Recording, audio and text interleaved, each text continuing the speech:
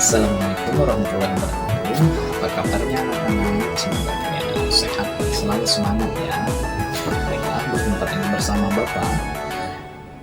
Hari ini Bapak akan menyampaikan tentang tanda-tanda balik menurut fikih dan biologi. Nah, coba kalian perhatikan gambar di samping.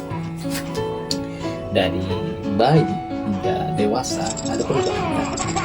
Kalian lihat tubuh kalian sekarang dari kelas 1 hingga sekarang di kelas 4.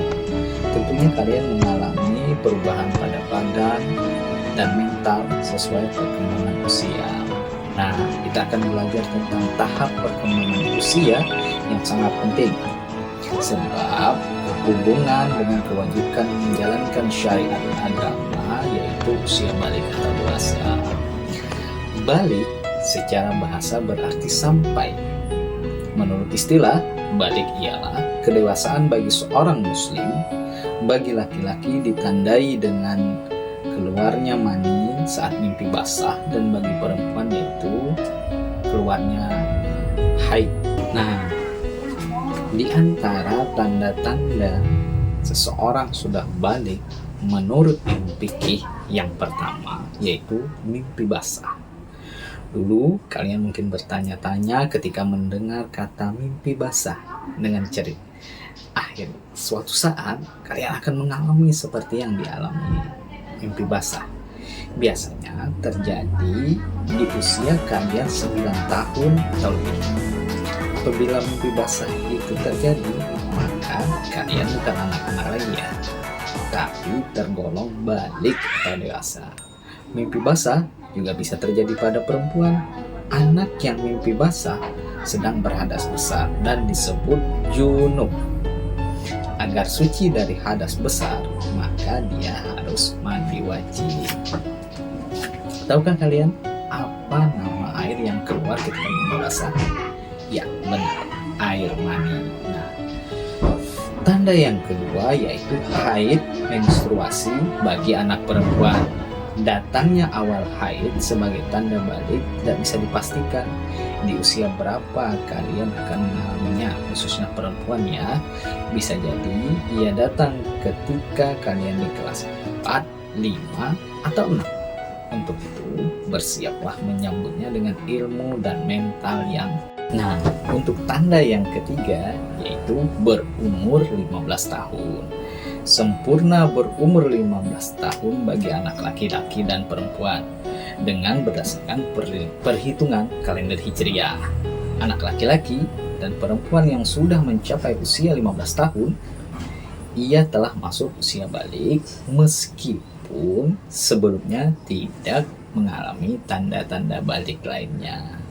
Nah, itu tadi tanda-tanda balik menurut ilmu fikih. Nah, jadi ketika kalian mimpi basah atau menstruasi bagi perempuan, maka itu kalian diwajibkan untuk mandi atau mendapatkan dengan besar.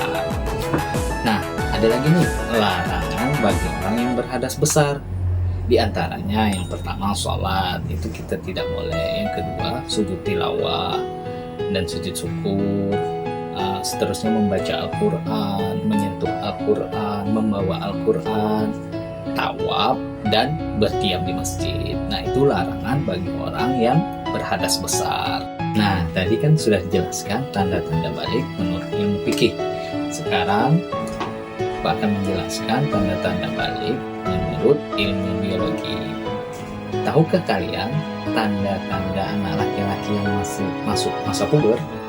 Ayo kita mempelajarinya. Laki-laki memiliki hormon testosteron.